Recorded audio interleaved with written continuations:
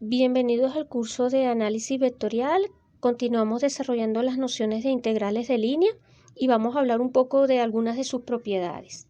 Entonces comencemos. Ya habíamos comentado la propiedad de linealidad y la segunda propiedad que quiero enunciar, que es muy importante, es la siguiente.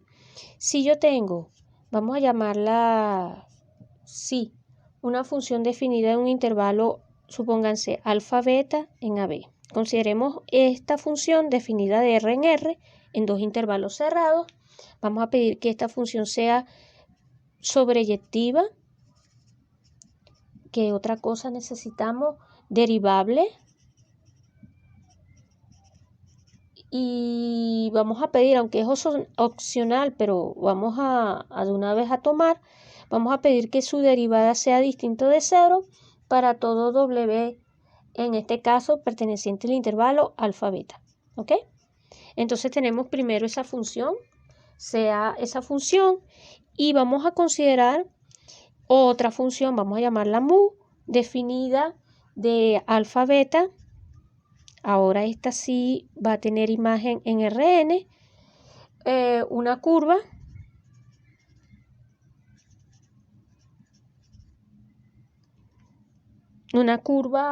digamos, tal que yo puedo considerar mu como la composición de lambda con la función. Entonces aquí en vez de sí me gusta más decirlo así, sea esta función y mu tal que mu se puede escribir de esta forma, donde, porque entonces estarán preguntándose quién es lambda, donde lambda es una parametrización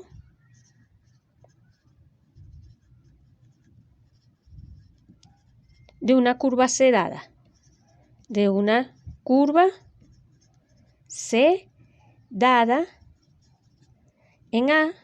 Siempre A es el dominio que hemos considerado en videos anteriores, de clase C2. C2 en el intervalo AB, donde este intervalo AB es este que está acá al principio. Es decir, yo tengo por acá lambda, una aplicación definida de AB en Rn, o en este caso ni siquiera en Rn, de AB en A, ¿verdad? A está contenido en Rn abierto, y con eso a esta lambda de clase C2, y entonces considero mi función. Esta va a ser en realidad una función de cambio de variable, sobreyectiva, derivable, con derivada distinta de 0, y vamos a considerar mu otra parametrización de la curva que va a venir dada por la composición. ¿Ok? Ese es el escenario. Bajo todas estas hipótesis, entonces, digámoslo así, entonces, la integral de línea con respecto a mu de f de s va a ser igual a la integral de línea con respecto a la parametrización lambda de f de s, donde recuerden que f no va a ser otra cosa que un campo vectorial definido de A en Rn, y vamos a pedir en principio que sea acotado. ¿Ok? Vamos a pedir en principio eso para que las sumas de Riemann tengan sentido. Podemos pedir más cosas sobre f, ¿no? Y acuérdense que A es un conjunto abierto y convexo, para que la curva pueda habitar en el conjunto A. Entonces, bajo todo ese escenario, tenemos que, lo que nos está diciendo esto es que el valor de la integral de línea no cambia, a pesar de que nosotros cambiemos la parametrización de la curva. ¿Ok? Una curva puede tener distintas parametrizaciones, y si introducimos, en realidad las parametrizaciones uno las obtiene utilizando cambios de variables, y el cambio de variables formalmente para nosotros va a ser el que me genera esta función. Y si nosotros le pedimos buenas propiedades a esta función, pues ya dijimos cuáles son esas propiedades, pues el valor de la integral de línea no se va a ver afectado, y eso es buenísimo.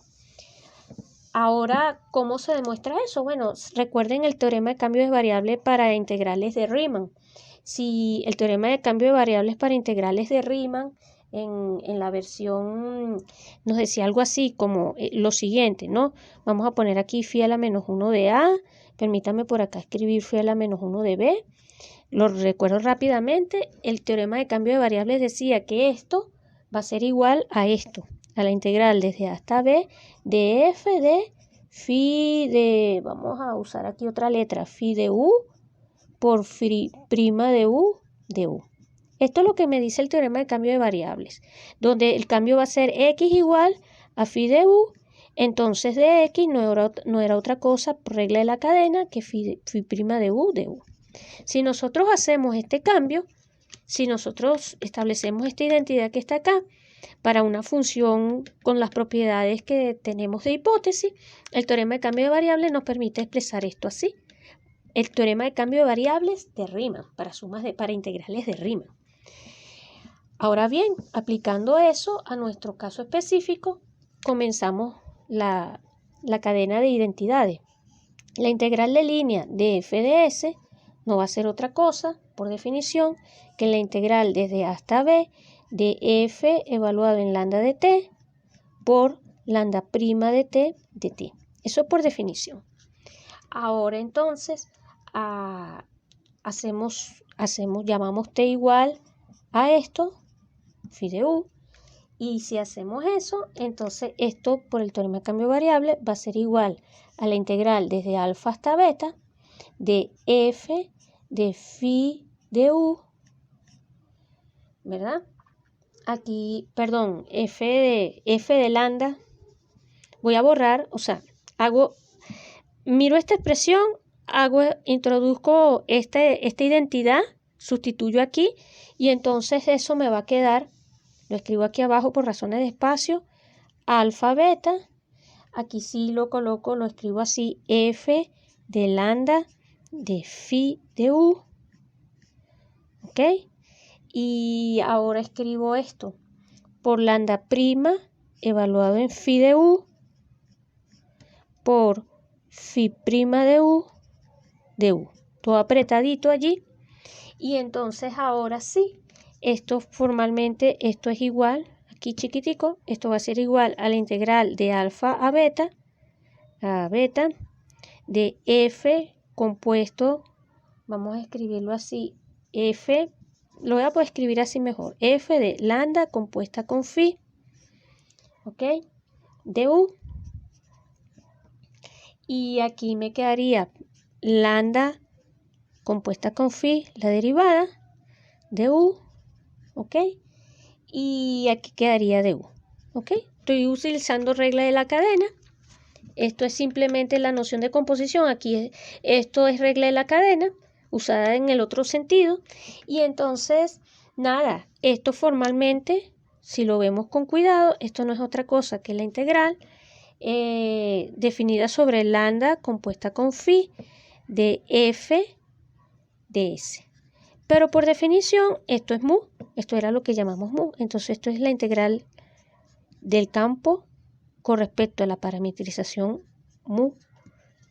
¿Ok? Esta es la integral de línea de f con respecto a la parametrización mu. Y obtenemos entonces que esto de acá es igual a esto de acá. ¿Ok? Con eso entonces hemos concluido la demostración de esa propiedad. Esa propiedad, digamos así, lo que nos indica es que la integral de línea depende solo del punto inicial y del punto final de la parametrización de la curva, pero no depende de la parametrización como tal. O sea, no depende, no cambia su valor si cambiamos la parametrización. La otra propiedad que rápidamente quiero demostrar, traer a colación, es la segunda, que la estudiamos en integrales de trayectoria, es que si, supongamos, ustedes tienen lambda, una parametrización de C. Vamos a decirlo, no lo quiero escribir, pero bueno, una parametrización de C. Tienen una curva C contenida en A. Tienen su función f definida de A en Rn. Dentro de A tienen una curva C y para esa C dan una parametrización lambda. Siempre pidan que sea de clase C2. ¿Ok? Siempre vamos a trabajar con eso. Ese es nuestro ingrediente principal.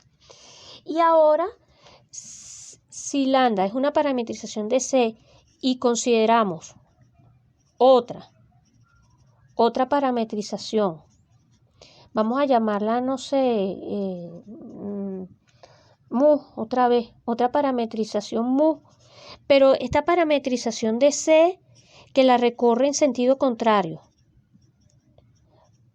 como siempre, ¿no? Si una va de derecha a izquierda, por decir algo, la otra va de izquierda a derecha.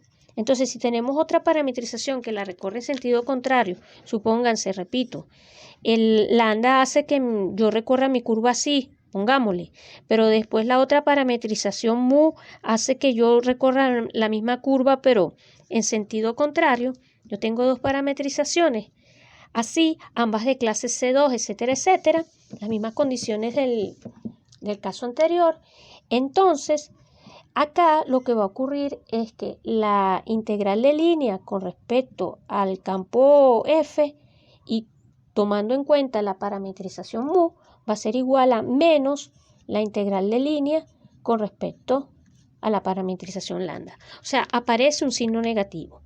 Esto no ocurre en el caso de las integrales de trayectoria, pero en las integrales de línea, el sentido en que recorres tú la curva sí va a ser un factor importante a la hora de calcular su valor. El sentido sí es importante aquí. Y bueno, otra vez, para demostrar esta propiedad, rápidamente, lo que vamos a considerar es el cambio de variable. Tomamos la función phi definida, por ejemplo, de AB en AB. Esto lo hicimos en un video anterior, así que lo voy a hacer mucho más rápido en este caso. Definida como phi de t no va a ser otra cosa que menos t más A más B. Obviamente, ustedes cuando ven esto, lo que van a conseguir es que phi de A valga B, ¿verdad? Phi de B valga A y que además la derivada de esto no es otra cosa que menos 1. Entonces, esta parametrización lo que hace es cambiar el sentido en que estás recorriendo la curva cuando la compones. O sea, cuando ahora ustedes miran, por ejemplo, vamos a definir mu, o sea, pensamos en la parametrización lambda de mi curva C y vamos a considerar mu, la otra parametrización, como lambda compuesta con phi. ¿Ok? Y entonces ahora sí, cuando ustedes calculan la integral de esto por definición no va a ser otra cosa, repito, integral de AB, f de lambda de t por lambda prima de t de t, ¿ok? Esto entonces vuelven otra vez a sacar la cuenta, o sea, volvemos a repetir el argumento, esto va a ser la integral desde A hasta B, introduciendo el cambio de variable. Ahora identifican t igual a phi de u, llaman t igual a phi de u, entonces ¿qué quedaría acá? Lo voy a escribir, aunque se ve horrible, pero lo escribí aquí abajo. Me va a quedar la integral desde A, vamos a ponerlo con cuidado, de una vez, desde B hasta A, de f de lambda de phi de u. Acá me quedaría lambda prima de phi de u por menos de u, porque de una vez la derivada da 1. La derivada de esta de aquí adentro, de esta función, da menos 1. Y entonces ahora sí, este menos arreglo, o sea, voy arreglando las cuentas. Y entonces cuando ustedes sacan la cuenta otra vez, voy aquí a borrar por razones de espacio, esto les va a quedar la integral de menos, o sea, esto lo expresan así, menos la integral desde A hasta B de f evalúan esto, la composición u por u de u, perdón, aquí u de u. Vamos a ver si ahí se ve bien. No, permítanme escribirlo un poquito más pegadito. Lo que pasa es que el marcador y el espacio no. Aquí quedaría esto compuesto con esto, prima de u de u, de u de u. Espero que ahora sí se lea un poquito mejor. Aquí es u de u. ¿Ok? Y bueno, idénticamente al argumento anterior, esto es menos la integral con respecto a mu. ¿De quién? De f de s. ¿Ok? Y entonces estoy concluyendo que esta integral de acá es igual a esta integral de acá, salvo el signo menos que aparece. La orientación es importante.